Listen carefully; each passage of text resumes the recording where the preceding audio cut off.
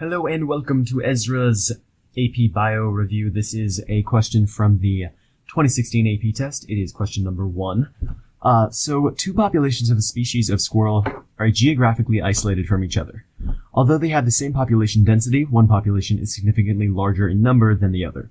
A new bacterial disease, which is easily spread and extremely virulent, affects both populations at the same time. So, which of the following is the best prediction of how the new disease will affect the two populations?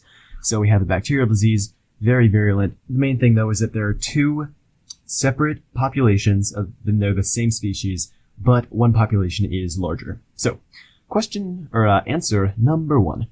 The two populations will be equally affected because the ability to trigger an immune response is randomly distributed among all squirrels of that species. So, the second part of that answer seems true, that the ability to trigger an immune response might be randomly distributed, but I'm not sure if that necessarily means that the populations will be equally affected. So I'm going to give that a little squiggle. We'll come back to that one.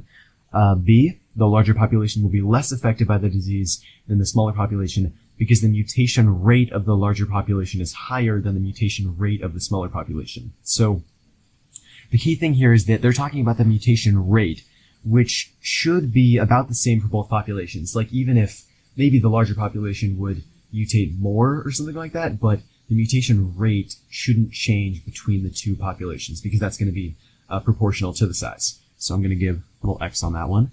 C, the smaller population will be more affected than will the larger population because the smaller population has less genetic variation than the larger population has. So that is basically like what B said, except it is, well, I guess it's technically the opposite. Well, no, it's the same. Yeah, it's the same as what B said, except they got it right this time in that it's not about the rate of mutation. It's about the fact that the larger population will have more genetic variation because there's just more organisms in it and, more genetic variation within them. So I think that seems good to me. I'll get that a little check, but we'll come back and see if maybe the other ones are better.